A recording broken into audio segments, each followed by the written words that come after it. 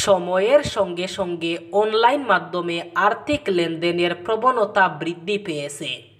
এখন ফোনের মাধ্যমেই টাকা পাঠানো যায়। অনলাইন মাধ্যমে আর্থিক লেনদেন যেমন জনপ্রিয় হয়েছে, তেমনি প্রশ্ন রয়েছে নিরাপত্তা নিয়ে। নিরাপত্তা ব্যবস্থাকে আরও জোরদার করার জন্য মাঝে মধ্যে কিছু নিয়ম বদল করা হয়। এবার 1 এপ্রিল থেকে আবারও ইউপিআই পেমেন্ট সংক্রান্ত কিছু নিয়মে বদল আসতে চলেছে। মিডিয়া রিপোর্ট অনুযায়ী national payments corporation of India অথবা এনপিসিআই ইউপিআই পেমেন্ট সংক্রান্ত কিছু নিয়ম বদল করার ব্যাপারে নির্দেশ দিয়েছে। নিরাপত্তার স্বার্থে এই সিদ্ধান্ত নেওয়া হয়েছে বলেই মনে করা হচ্ছে। সেই মর্মে ব্যাংকগুলিকে ইতিমধ্যে নির্দেশনাও জারি করা হয়েছে বলে মিডিয়া রিপোর্টে দাবি করা হয়েছে। ন্যাশনাল পেমেন্টস কর্পোরেশন অফ ইন্ডিয়ার পক্ষ থেকে জারি করা নির্দেশিকায় বলা হয়েছে, যে নম্বরগুলো এখন আর ব্যবহার করা হচ্ছে না অথবা বন্ধ হয়ে গিয়েছে কিংবা অন্য কারো নামে রেজিস্টার করা হয়েছে, এমন নম্বরগুলি পরিষেবা থেকে বাদ দিতে হবে। এই সিদ্ধান্ত বাস্তবায়ন হলে ইউপিআই ব্যবহারকারীদের নিরাপত্তা আরও বৃদ্ধি পাবে বলে আশা করা হচ্ছে। ব্যাংক এবং ইউপিআই পরিষেবা প্রদানকারীদের সময়ে সময়ে তাদের সিস্টেম আপডেট করার পরামর্শ দেওয়া গিয়েছে। নতুন নিয়মগুলি 1 এপ্রিল 2025 থেকে লাগু হতে চলেছে। বর্ণিহাটের দূষণকে অসম এবং মেঘালয় উভয় পক্ষেরই উদ্বেগ বলে ব্যাখ্যা দিয়েছেন মেঘালয়ের মুখ্যমন্ত্রী কনরাড কে সাংমা। উদ্ভূত সংকট মোকাবিলায় মেঘালয় এবং অসম সরকারকে যৌথভাবে পদক্ষেপ গ্রহণ করতে আহ্বান জানিয়েছেন কনরাড। অসমের আন্তঃরাজ্য সীমান্তবর্তী গৌহাটির পার্শ্ববর্তী মেঘালয়ের রিবই জেলার অন্তর্গত বর্ণিহাটকে বিশ্বের সবচেয়ে দূষিত শহর বলে এক রিপোর্টে তথ্য প্রকাশ করেছে ওয়ার্ল্ড এয়ার কোয়ালিটি। প্রকাশিত এই রিপোর্টের পরিপ্রেক্ষিতে রাজ্য বিধানসভায় এ প্রসঙ্গে বিরোধীদের উত্থাপিত জিজ্ঞাসার জবাব দিচ্ছিলেন মুখ্যমন্ত্রী। এ ব্যাপারে তিনি সীমান্ত অঞ্চলকে প্রভাবিত করে এমন পরিবেশগত সংকটমূলক মোকাবিলায় প্রতিবেশী অসমের সাথে সহযোগিতামূলক পদক্ষেপ নেওয়ার আহ্বান জানিয়েছেন। বিধানসভায় মুখ্যমন্ত্রী সাংমা বলেন, বিষয়টি কেবল মেঘালয়ের নয়, সীমান্তের উভয় পাশেই উদ্বেগ রয়েছে। এটি এমন এক সমস্যা যা উভয় রাজ্যকেই একসাথে সমাধান করতে হবে।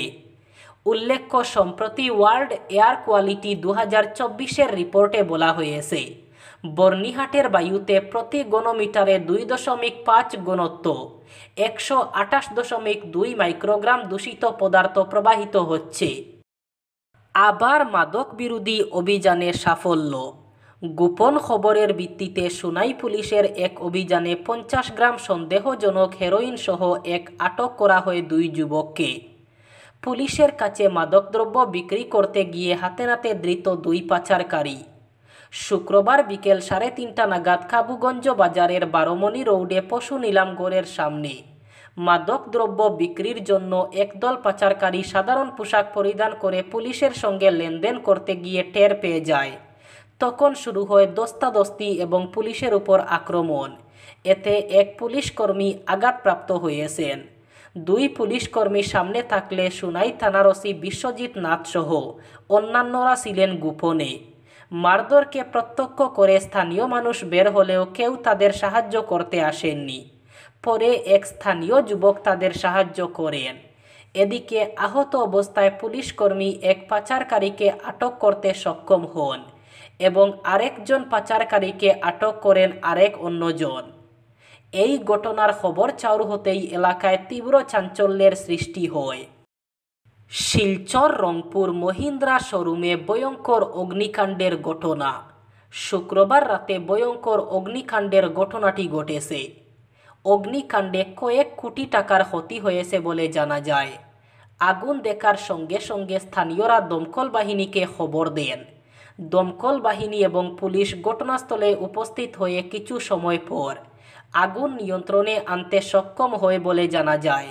শর্ট সার্কিটের কারণে এই অগ্নিকাণ্ডটি সংঘটিত হয়েছে বলে ধারণা স্থানীয়দের।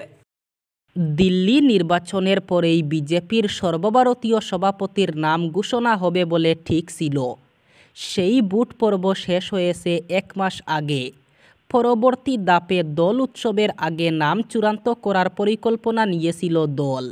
কিন্তু এখন যা পরিস্থিতি, আগামী 1 মাসেও সর্বভারতীয় সভাপতির নাম ঘোষণা হবে কিনা তা নিয়ে বিজেপির মধ্যেই সংশয় দেখা দিয়েছে। সামনেই চৈত্র মাস। দলের একটি অংশের দাবি সম্ভবত বৈশাখ পড়লে নতুন সভাপতির নাম ঘোষণা করা হতে পারে। নতুন সভাপতি নিয়ে দীর্ঘসূত্রতা যত বাড়ছে তত দলের অভ্যন্তরে এ নিয়ে প্রশ্ন উঠতে শুরু করেছে। কেন্দ্রীয় নেতৃত্বের ব্যাখ্যা, এর পিছনে মূলত 2টি কারণ। প্রথমত, সভাপতি নাম নিয়ে আরএসএস ও বিজেপির শীর্ষ নেতৃত্বের মতানৈক্য। বিজেপি শিবিরের প্রতিষ্ঠিত সত্য হল পরবর্তী সভাপতি কে হবেন তা চূড়ান্ত করবেন একমাত্র দলের 2 শীর্ষ নেতা নরেন্দ্র মোদী এবং অমিত শাহ। দলের অন্য কারো বক্তব্য, মতামত এক্ষেত্রে অর্থহীন। স্বভাবতই তারা এমন কাউকে ওই পদে চাইছেন যিনি বর্তমান সভাপতি জেপি নাড্ডার মতো আনুগত্য প্রকাশে দ্বিধাহীন থাকবেন। হরিয়ানার সোনিপত জেলায় জমি বিবাদের জেরে বিজেপি নেতাকে গুলি করে খুন। পুলিশ সূত্রে জানা গিয়েছে, মৃত ব্যক্তির পরিচয় সুরেন্দ্র জোহর বলে শনাক্ত করা হয়েছে। তিনি বিজেপির মুন্ডলানা মণ্ডল সভাপতি ছিলেন। শুক্রবার রাত 9:30 নাগাদ জোহর গ্রামে তার প্রতিবেশী তাকে লক্ষ্য করে 3টি গুলি ছুড়েন। পুলিশ জানিয়েছে, জমি নিয়ে দীর্ঘদিন ধরে বিবাদ চলছিল। সেখানে সুরেন্দ্র জৌহর অভিযুক্তের পিসির নামে জমি কিনেছিলেন। এই বিষয়ে অভিযুক্ত আগেও তাকে জমিতে না আসার জন্য সতর্ক করেছিল। তবে শুক্রবার রাতে জমি পরিষ্কার করতে গেলে অভিযুক্ত তাকে গুলি করে খুন করে। Assistant commissioner of police Rishikanth জানিয়েছেন, এই ঘটনায় এফআইআর দায়ের করা হয়েছে এবং অভিযুক্তকে শীঘ্রই গ্রেফতার করা হবে। ঋষিকান্ত বলেন, এদিন আমাদের কাছে খবর যায় যে জোহর গ্রামে গুলির ঘটনা ঘটেছে এবং গ্রাম প্রধান সুরেন্দ্র গুলিবিদ্ধ হয়েছেন। তারা 3টি দল গঠন করেছেন এবং খুব শীঘ্রই অভিযুক্তকে গ্রেফতার করা হবে। ঘটনার পিছনে জমি বিরোধী মূল কারণ। ঘটনাস্থলেই মারা যান সুরেন্দ্র জৌহর। পুলিশ এই খুনের বিষয়ে তদন্ত শুরু করেছে। ইন্ডিয়ান প্রিমিয়ার লিগ অথবা আইপিএলের দামামা ইতিমধ্যে বেজে গিয়েছে। 22 March defending champion Kolkata night Riders এবং রয়্যাল চ্যালেঞ্জার্স বেঙ্গালোরের মধ্যে প্রথম ম্যাচটির হাত ধরে এই মরশুমের অভিযান শুরু হয়ে যাবে। আর মেগা টুর্নামেন্টের 18তম সংস্করণ শুরু হওয়ার আগে বিসিসিআই একটি নতুন নিয়ম চালু করেছে। এই নিয়মে আখেরে লাভবান হবে ফ্র্যাঞ্চাইজিগুলি। ফ্র্যাঞ্চাইজিগুলি এখন থেকে অস্থায়ীভাবে প্লেয়ার পরিবর্তন করতে পারবে। এমনকি একটি ম্যাচের জন্য তারা প্লেয়ার নিতে পারবে, তবে এর জন্য বিশেষ কিছু শর্ত থাকবে।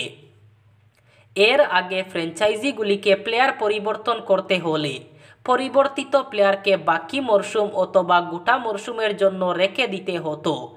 যেমন কোনো প্লেয়ার যদি চোট পেয়ে বা অন্য কোনো কারণে মরশুমের শুরুর দিকে অথবা মাঝামাঝি সময়ে ছিটকে যেত, তখন তার পরিবর্তে যাকে দলে নেওয়া হতো তাকে কমপক্ষে বাকি মরশুম স্কোয়াডে রেখে দিতে হতো। তাদের প্রতিবেদনে দাবি করা হয়েছে, সেটা অনুসারে বিসিসিআই একটি অনন্য নিয়ম এনেছে। সেক্ষেত্রে একটি ফ্র্যাঞ্চাইজি শুধুমাত্র একটি নির্দিষ্ট সময়ের জন্যই অস্থায়ীভাবে একজন প্লেয়ারকে স্বাক্ষর করতে পারে, তবে নিয়মটি শুধুমাত্র উইকেট রক্ষকদের জন্যই প্রযোজ্য। গোমতী নদীতে ভাসমান নবজাতক শিশুর মৃতদেহ উদ্ধার।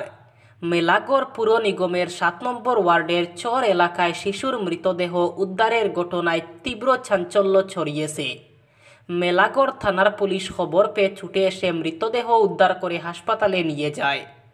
ঘটনার বিবরণে জানা গিয়েছে, গতকাল দুপুরে মেলাগড় থানার মেলাগড় পুর নিগমের 7 নম্বর ওয়ার্ডের চর এলাকার গোমতী নদী থেকে একটি নবজাতক শিশুর মৃতদেহ ভাসতে থাকে। ওই ঘটনাটি প্রথমে স্থানীয় এক ব্যক্তি প্রত্যক্ষ করতে পেরে খবর দেন এলাকাবাসীদের। খবর পেয়ে মুহূর্তের মধ্যেই এলাকাবাসীরা ভিড় জমান। পরে এলাকাবাসী মেলাগড় থানায় খবর দেন। খবর পেয়ে ঘটনাস্থলে ছুটে যায় মেলাগড় থানার পুলিশ এবং মেলাগড় পুর পরিষদের এক আধিকারিক। পুলিশ নবজাতক শিশুটির মৃতদেহ উদ্ধার করে ময়নাতদন্তের জন্য পাঠিয়েছে। তবে স্থানীয় এলাকাবাসী এবং পুলিশ কেউই এই নবজাতক শিশুটির পরিচয় জানতে পারেননি। এদিকে কিভাবে নদীতে এই নবজাতক শিশুটির মৃত্যু হলো তা খতিয়ে দেখছে মেলাগড় থানার পুলিশ।